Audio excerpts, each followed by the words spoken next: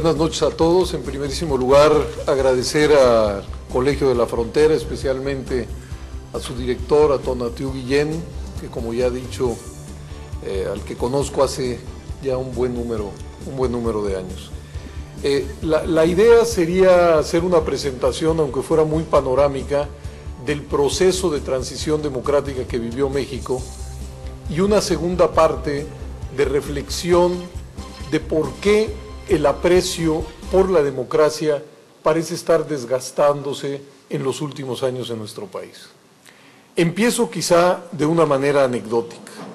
Hace exactamente 30 años, en 1979, México fue a las primeras elecciones que se desarrollaban luego de la primera reforma política, aquella que diseñó desde Gobernación Jesús Reyes Heroles.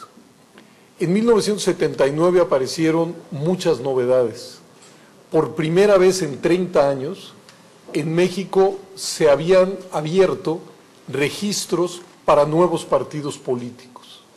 Entonces, en 1979, el Partido Comunista Mexicano, el Partido Demócrata Mexicano y el Partido Socialista de los Trabajadores habían ingresado al mundo institucional y legal, y junto con el PRI, el PAN, el PARM y el PPS, iban a estas elecciones de 1979.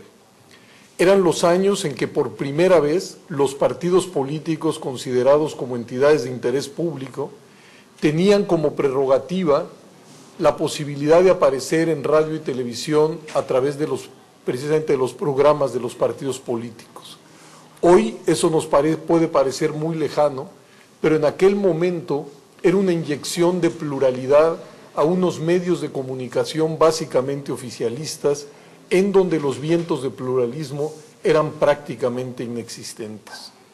En aquellas elecciones de 1979, los diferentes candidatos pudieron ejercer sus derechos, viajar por el país, contar con recursos públicos, de tal suerte que de alguna u otra manera se reanimó la vida política. Y sin embargo, al final de esas elecciones, los resultados fueron los siguientes. El Partido Revolucionario Institucional obtuvo el 70% de la votación, el Partido Acción Nacional el 11%, y la coalición de izquierda, cuyo eje era el Partido Comunista Mexicano, el 5% de los votos. En la nueva Cámara de Diputados tendría entonces 400 diputados, 296 serían del PRI, y 104 de todos los partidos de la oposición conjunta. Por supuesto, la Cámara de Senadores estaba habitada en un 100% por diputados de un solo partido, el Partido Revolucionario Institucional. Creo que las cifras son elocuentes. Si uno ve el mundo de la representación política hoy, es decir, 30 años después de aquella reforma, se encontrará que tenemos un presidente de un partido, gobernadores de por lo menos 3 partidos distintos, una Cámara de Diputados que desde 1997 no tiene mayoría absoluta de ningún partido político, un Senado plural en donde tampoco existe ninguna mayoría absoluta de ningún partido. Hemos vivido fenómenos de alternancia en prácticamente todos los niveles, en los municipales, estatales, en la presidencia de la República. Muchos gobernadores hoy coexisten con presidentes municipales de 3, 4, 5 y a veces hasta 7 partidos políticos distintos. En muchos estados de la República los gobernadores y sus partidos tampoco tienen mayoría absoluta en la Cámara de Diputados. E insisto, creo que solamente al ver esa información uno puede darse cuenta de la profundidad del cambio en esta materia. Es decir, que cualquier observador medio de la política nacional sabe que México transitó de un sistema de partido hegemónico, como lo llamó algún tratadista, Giovanni Sartori, a un sistema de partidos más o menos equilibrado, que México transitó de elecciones sin competencia a elecciones altamente competidas, y que México transitó de un mundo de la representación básicamente monocolor a un mundo plural de la representación. Y esto de un mundo plural en la representación tiene una enorme relevancia, porque eso hizo que los tradicionales poderes diseñados en la Constitución empezaran a vivir en una relación de equilibrio, cosa que no sucedía en el pasado. Tampoco invento nada nuevo si digo que, digamos, para 1979 el poder legislativo era en lo fundamental un poder subordinado al presidente de la República, que los márgenes de libertad del Poder Judicial eran escasos, y que, bueno, esta colonización por parte de la pluralidad del mundo de la representación ha creado pesos y contrapesos que funcionan todos los días. Es decir, tenemos poderes auténticos que funcionan con su propia lógica. Para que esto fuera posible, fueron necesarias una serie de reformas sucesivas que se dieron en lo fundamental, desde mi punto de vista, entre 1977 y 1996. Haré un recorrido a muy vuelo de pájaro de estas reformas. ¿Por qué 1977? Yo estoy convencido que 1976 fue un año paradojal para México. Vivíamos en una enorme conflictividad política y social y fuimos a unas elecciones donde apareció un solo candidato a la presidencia de la República, el licenciado López Portillo. Ustedes recuerdan, los 70s son años de conflictos muy agudos en las universidades, son años en donde en varios estados de la República se vive un renacimiento del movimiento agrario, invasiones de tierras, son los años de la llamada insurgencia sindical, son los años en los que surgen nuevos partidos y nuevas publicaciones, y son los años en los que aparece en México también una guerrilla urbana y una guerrilla rural, y toda esa conflictividad que está en curso no tiene su correspondencia en el mundo institucional electoral. Insisto, 1976, el PRI, apoyado por el PPS y el PAN, postulan a la presidencia de la República a José López Portillo. El Partido Acción Nacional en su convención no logra ponerse de acuerdo y presentar un candidato a la presidencia de la República. Y el Partido Comunista Mexicano, que entonces no tiene registro, presenta como candidato a Valentín Campa, pero por supuesto esos votos no van a contar. El Partido Comunista hace esa presentación, entiendo, diciendo: existimos, somos una fuerza política real y no tenemos la posibilidad de contender electoralmente. Es decir, México vive una enorme convulsión política social y el mundo de la representación simple y sencillamente no tiene puentes funcionales con esa realidad. El licenciado López Portillo obtuvo el 100% de los votos válidos de aquella elección. Y creo que es esta disonancia la que hace que incluso los focos rojos dentro del propio gobierno se prendan. Es decir, era una realidad tan paradójica que difícilmente México podía seguir con ese divorcio entre el mundo de la política, llamémosle real, social, y el mundo de la política electoral. En 1977 se diseñaron, la reforma consistió básicamente en dos fórmulas. Uno, abrir la puerta que se había mantenido cerrada durante 3 años para que aquellas corrientes político-ideológicas que no se reconocían en ninguna de las ofertas pudieran ingresar al mundo institucional electoral. Y la otra reforma fue la modificación de la fórmula de integración de la Cámara de Diputados. Ante entonces teníamos un sistema uninominal al que se le había agregado en 1963 la fórmula de los diputados de partido. En 1977 se inaugura este sistema mixto, entonces eran 300 diputados uninominales y 100 plurinominales, y se establecía que si algún partido político obtenía más de 60 constancias en la pista uninominal, en aquel entonces el único que alcanzaba esos 60 era el PRI, no participaría en el reparto de los diputados plurinominales. De tal suerte que en el peor de los casos, como sucedió en 1979, la oposición en conjunto por lo menos tendría el 25% de la representación, ¿no? En 79 fue el 26%, porque hubo 4 distritos, solo 4 de 300, que ganó el Partido Acción Nacional. Ese es el inicio de un proceso que no hará más que crecer y que algunos hemos llamado una mecánica. ¿Por qué? Porque con la entrada de nuevos partidos y el fortalecimiento de muchos, bueno, del Partido Acción Nacional, que era una oposición tradicional, con el fortalecimiento de esos partidos, paulatinamente las elecciones se volverán más competidas.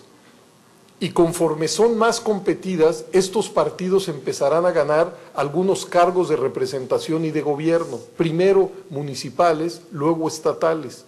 Y esta es una mecánica que se retroalimenta. Partidos cada vez más fuertes harán que las elecciones sean cada vez más competidas. Y con elecciones cada vez más competidas van a ir subrayando la centralidad de los partidos políticos. Y esta mecánica de partidos cada vez más fuertes y elecciones más competidas van a acabar por modificar todo el mundo de la representación política. De un mundo de la representación política monocolor a un mundo de la representación política plural y plagado de equilibrios. Pero estamos todavía en 77, ese fue, digamos, el detonador, el punto de salida. Un segundo momento, todavía las elecciones de 79, 82, 85, quiero ir a vuelo de pájaro, resultaron escasamente competidas, o si se quiere, muy asimétricas, hasta que en 1988, la escisión que vive el Partido Revolucionario Institucional con la corriente democrática encabezada por el ingeniero Cárdenas, genera un polo electoral, que es el Frente Democrático Nacional, al que acuden 4 partidos con registro, que hace que quizá las elecciones de 1988 sean las primeras auténticamente competidas en la historia moderna de México. Y 1988 vuelve a surgir una enorme paradoja. La buena nueva, digo yo, era que las elecciones, incluso en el nivel presidencial, eran ya auténticas contiendas, no rituales en donde ganadores y perdedores estaban predeterminados. Esa era la buena nueva. ¿Cuál fue la mala nueva del 88? Que ni las normas e instituciones encargadas de procesar los resultados electorales estaban capacitadas para darle curso a esos resultados.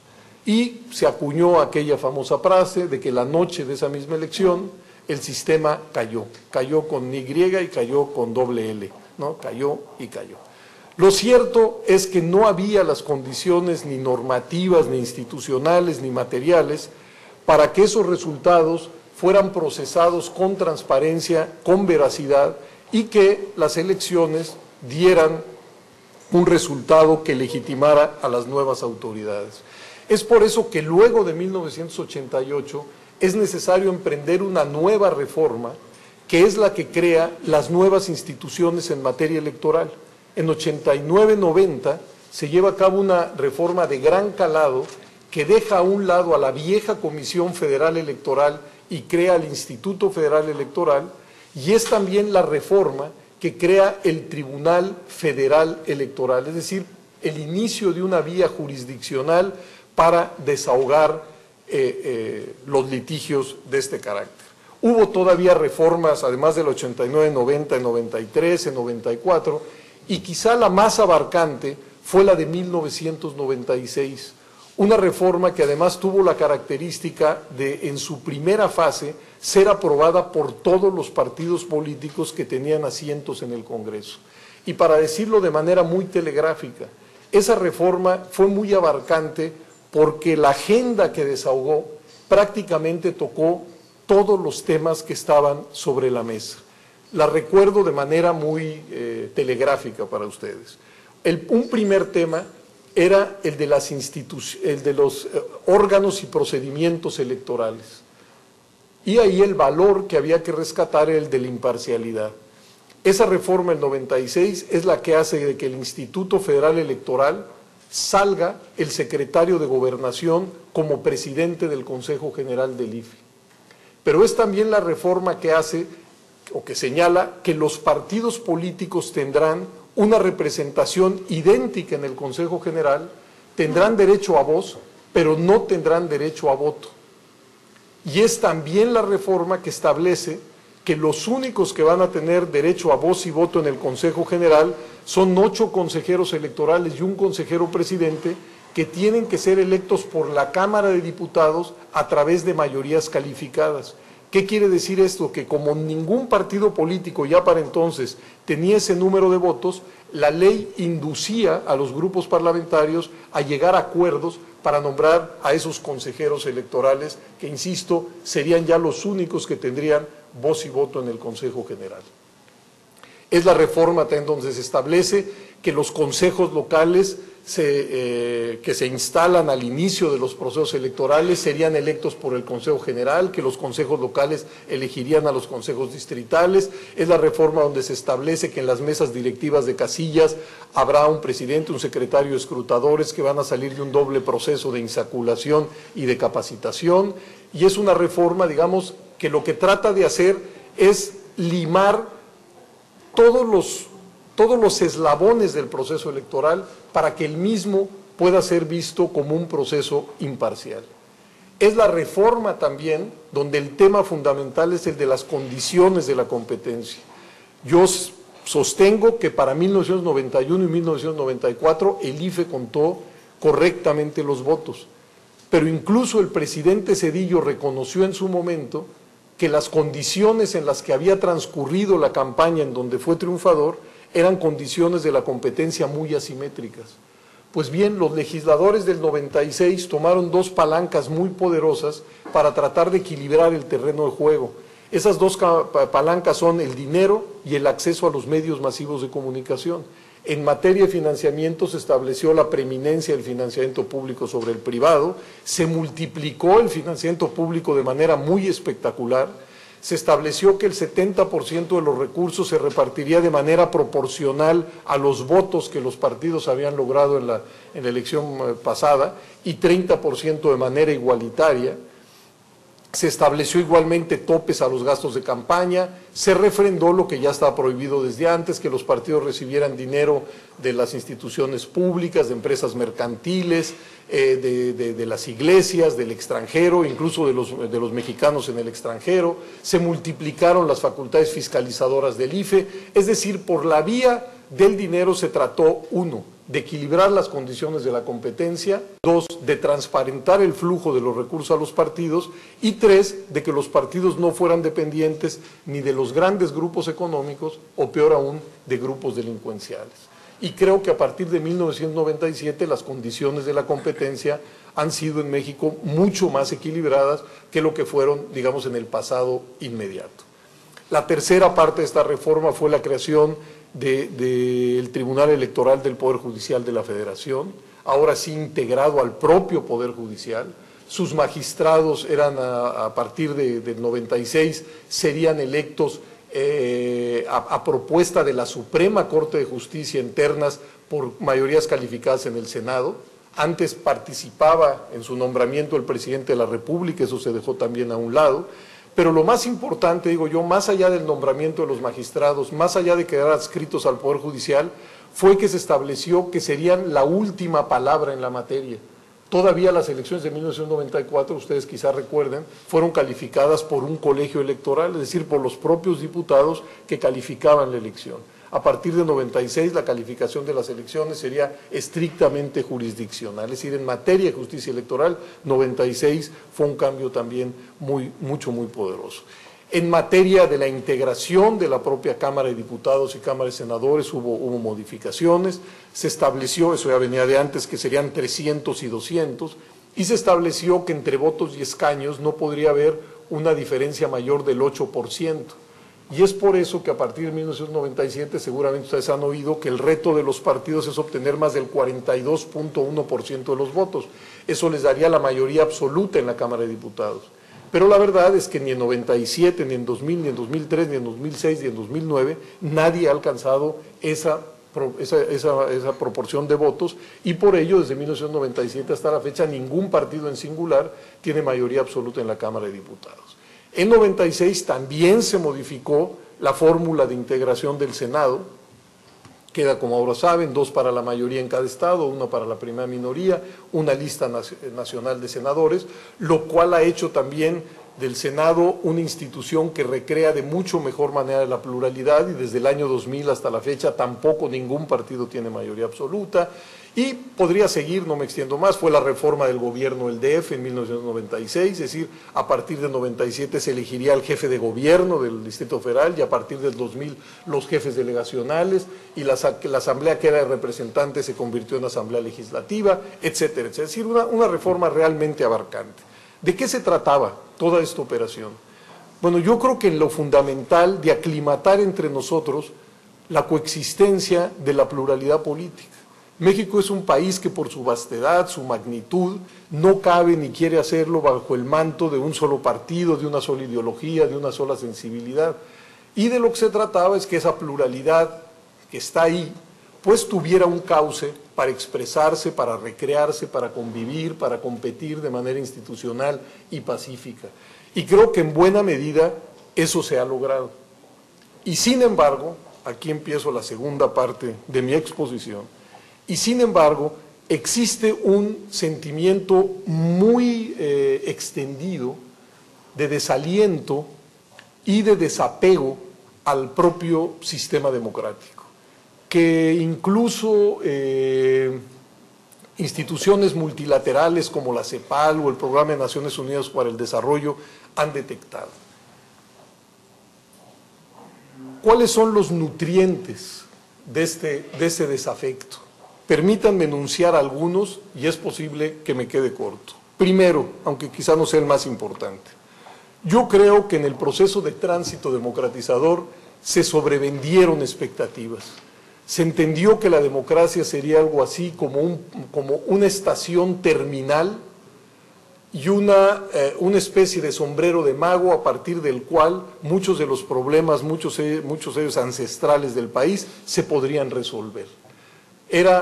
Bastaba con remover a quienes gobernaban y que llegara un grupo político distinto y diferenciado para que México pudiera marchar por otra ruta. Es decir, la democracia no era una forma de gobierno que permite la coexistencia de la pluralidad, elecciones limpias, equilibrio de poderes, sino era una especie de varita mágica que resolvería todos los problemas. Y por supuesto, pues la democracia solamente resuelve dos grandes problemas: la coexistencia y competencia de la diversidad, que no es poca cosa, y la posibilidad de sustituir a los gobernantes por una vía institucional, pacífica, ordenada y legal.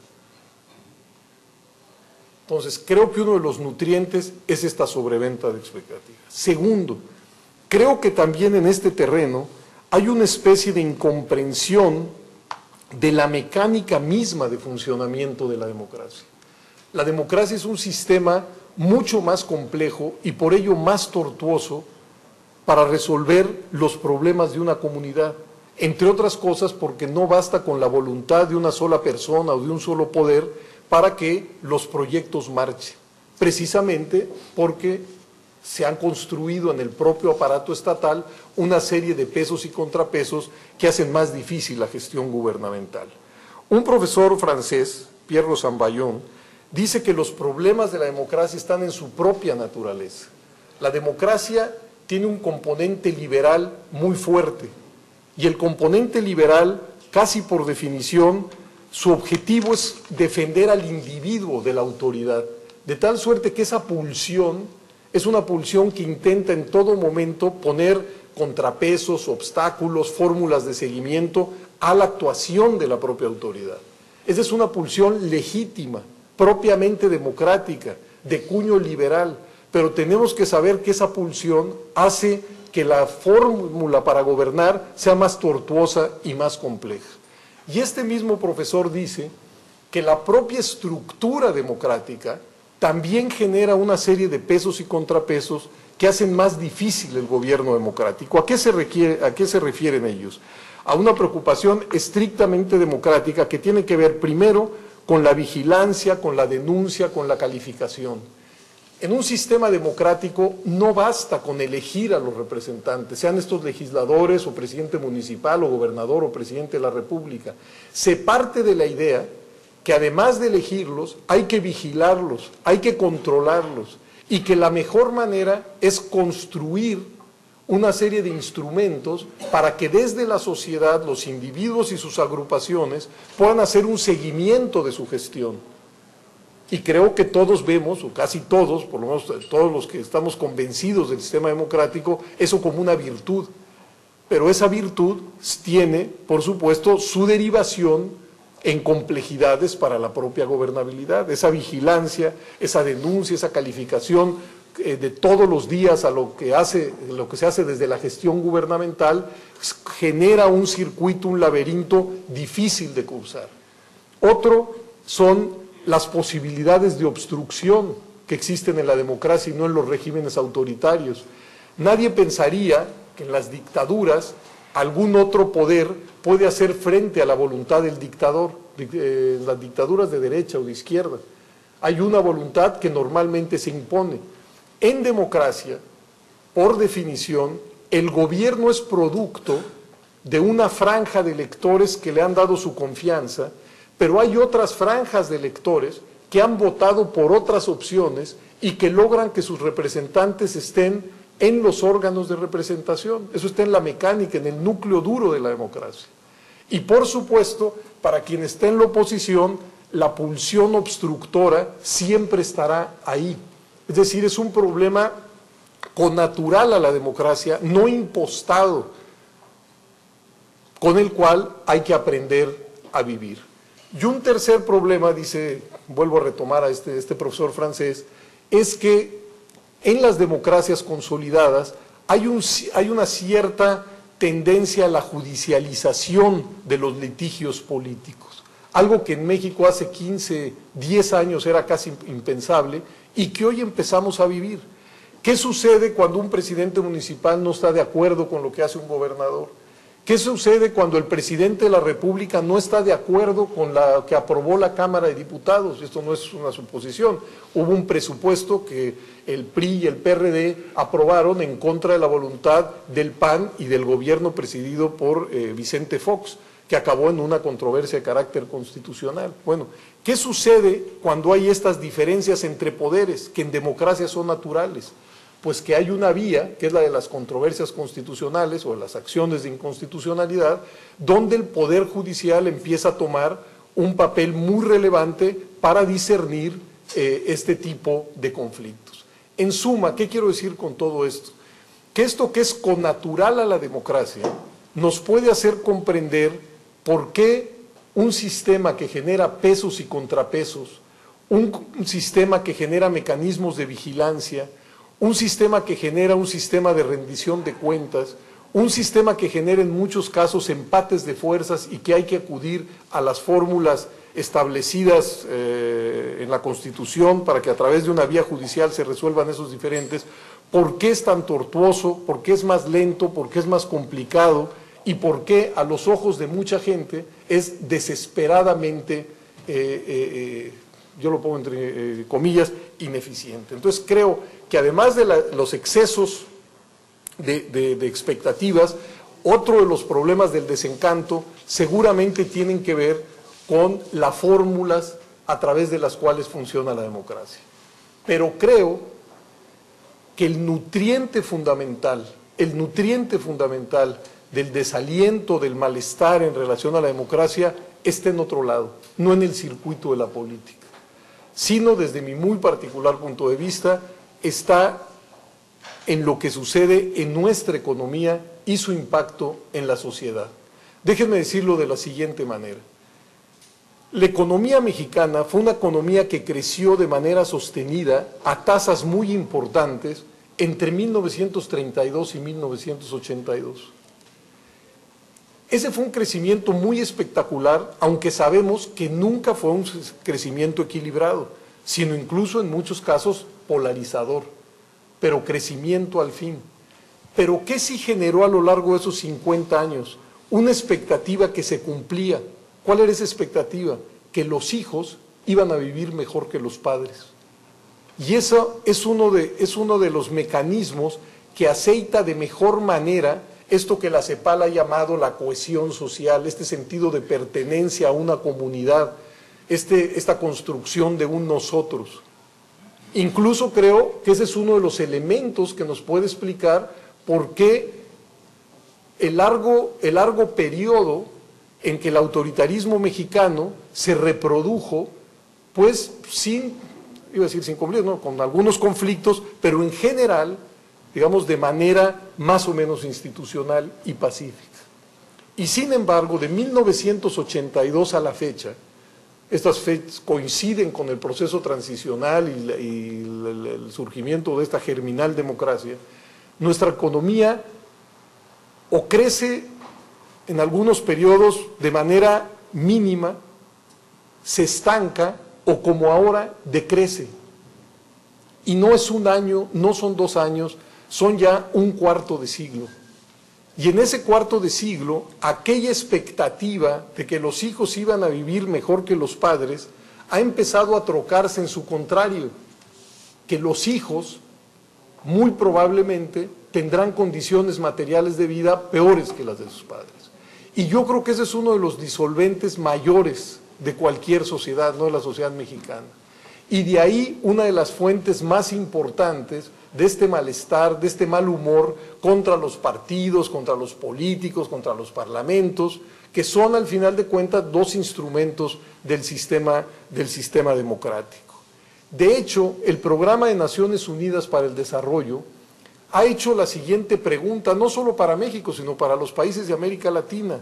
Decía, ¿cuánta pobreza y cuánta desigualdad puede aguantar la reproducción del sistema democrático? Porque quien fue el coordinador de este programa, Dante Caputo, que fue canciller argentino, decía, no hay malestar con la democracia, pero hay malestar en la democracia. Y yo creo que esa es una de las fuentes fundamentales. La CEPAL, por su lado, pone su visión es otra. Lo que le preocupa a la CEPAL es la deficiente cohesión social que encuentra en los países de América Latina. Es decir, más que un entramado social, lo que encuentra es un tejido muy desgarrado. Y dice, en nuestros países de América Latina, esta construcción de un plural que nos abarque a todos es sumamente difícil. Lo que tenemos son especie de archipiélagos sin puentes de comunicación suficiente que hacen que la base material en la cual se reproduzca la democracia pues sea una base material llena de tensiones, de desencuentros, de puntos de vista y de expectativas que están en confrontación permanente. Para decirlo de otra manera, y con esto termino para platicar con ustedes, fuimos capaces como país de desmontar un sistema de partido casi único, como lo llamó un expresidente, y construir un auténtico sistema de partidos. Fuimos capaces de transitar de elecciones sin competencia a elecciones altamente competidas. Fuimos capaces de modificar un mundo de la representación política habitado por un solo partido a un mundo de la representación política plural. Fuimos capaces de pasar de un sistema más que desequilibrado de poderes, es decir, de poderes subordinados al poder presidencial, a un auténtico sistema de poderes equilibrado. Fuimos capaces de pasar de un centralismo extremo, aunque nuestra Constitución siempre ha sido federalista, a lo que yo llamaría un federalismo bastante primitivo, pero federalismo al fin. Y en una palabra, yo creo que fuimos capaces como país de pasar de un sistema, de un régimen político autoritario a una germinal democracia. Sin embargo, la democracia no es un estado, no es una estación final, y tenemos que preguntarnos qué es aquello que tiende a fortalecerla y qué es aquello que tiende a debilitarla. Y por desgracia, el contexto en el que hoy se reproduce la democracia mexicana, creo yo que es un contexto muy adverso. Y que hay que tener entonces conciencia, uno, de lo que la democracia da y lo que la democracia no da. Es decir, la democracia es una forma de gobierno, no otra cosa. Dos, de los problemas intrínsecos al funcionamiento democrático. Y tres, de que una democracia no es capaz de estar acompañada de procesos de crecimiento económico, de abatimiento de las desigualdades, de combate frontal a la pobreza, que no está volcada a crear una comunidad digna de ese nombre, es decir, comunidad, y no un archipiélago de intereses, pues difícilmente puede reproducirse en armonía. Creo que hay una buena nueva dentro de todo, que no hay ninguna pulsión alternativa al sistema democrático. Es decir, no hay ninguna fuerza política en el país implantada que hoy postule que hay una vía distinta a la democracia. Es Es decir, hay una hegemonía realmente apabullante de la idea democrática, y esa es una buena nueva. Sin embargo, pues como todas las ideas y como todos los horizontes y como todos los compromisos se pueden desgastar. Termino diciendo, en buena hora hoy tenemos una fórmula para que la pluralidad compita y conviva a través de medios institucionales, pero creo pues que nos falta todo lo demás. Muchas gracias por su atención.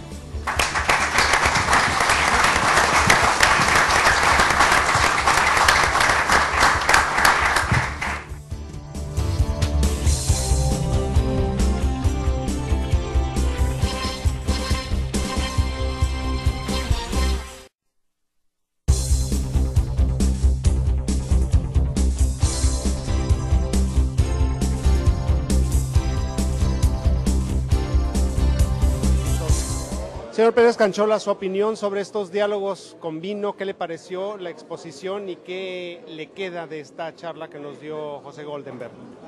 Me parece que es extraordinariamente importante que se realicen estos esfuerzos. Yo creo que el país amerita escudriñar a fondo qué es lo que está pasando con nuestra democracia, salir al frente de toda esta pérdida de confianza y credibilidad de una gran parte de la sociedad sobre los partidos, sobre las elecciones, sobre los congresos, porque eso nos coloca frente a grandes riesgos. Esta plática que nos ha presentado el maestro Goldenberg le da claridad a los asistentes, no solamente de lo que se ha hecho, sino todo lo que falta por hacer para consolidar nuestra incipiente democracia. Bueno, en primer lugar, una felicitación al COLEF por invitarnos a estos diálogos con personajes relevantes de la política nacional. El maestro Goldenberg es un personaje que en México tenemos que estar agradecidos porque garantizó un momento muy importante en nuestra vida democrática, siendo director general del IFE en un momento importante de la transición en el 2000. Esta plática pues nos hace primero un recorrido de nuestra vida democrática muy importante en los últimos años, y nos hace ver también la conciencia que tenemos que tener para no bajar la guardia, a que la vida democrática es la única vía que podemos garantizar una garantía también en la vida económica para todos los mexicanos. Y creo que eso es algo muy importante que salieron en las preguntas, que salieron en los comentarios, y creo que es algo que todos tenemos que estar muy agradecidos porque de verdad el momento en nuestro país nos exige el que unamos todos los esfuerzos en la vida política, en la vida económica, para que nuestro país cambie, tenga mayor seguridad, mejor bienestar económico, mejor bienestar social. Bueno, él es un hombre a nivel mundial, de categoría. Todas las preguntas las contestó con mucha inteligencia. El encuentro aquí en el COLEF estuvo de altura. Las preguntas yo creo que estuvieron bien y las respuestas fueron sencillas, inteligentes. Pienso que él debe hablar en más lugares, hay que escucharlo más. Tiene mucho sentido lo que dice de la democracia. No satanizó a nadie, encontró cosas positivas donde nosotros ya no vemos cosas positivas, y me parece a mí que fue muy inteligente, muy creativo en su explicación. Un hombre todavía relativamente joven, debería el país usarlo, todavía hay mucho que hacer con él. Mira, para mí el doctor Goldenberg es el fundador de la democracia en México. Desde que él salió, se acabó la confianza en las elecciones en México. Yo creo que él debería sería un gran procurador de los derechos humanos, pero ya no podemos contar con él porque ya van a decidir en estos días la Cámara de Senadores. Para mí, lo que acaba de decir es la verdad, lo que estamos padeciendo. Mire, yo creo que es muy importante que primero todos conozcamos cómo ha sido el desarrollo de nuestra democracia en México.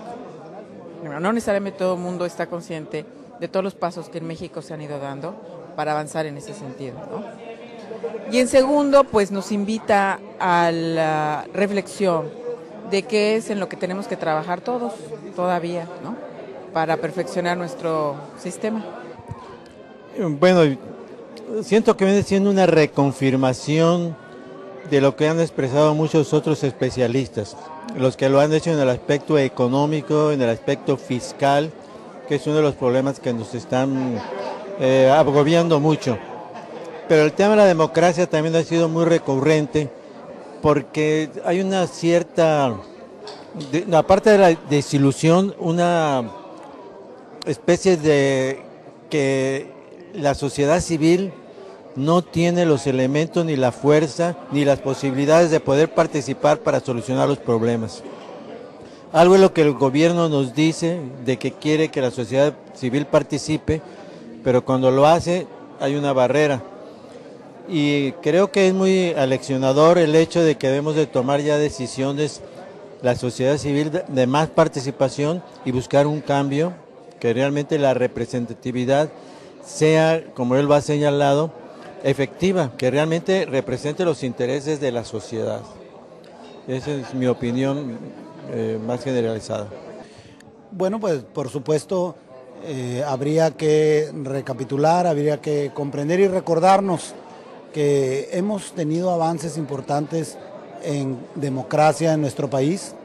Es común que podamos tener inquietudes porque todavía falta camino por recorrer, pero es importante que las nuevas generaciones tengan información histórica de cómo estábamos en los últimos años, cómo hemos avanzado y que se reconozca esos pasos dados.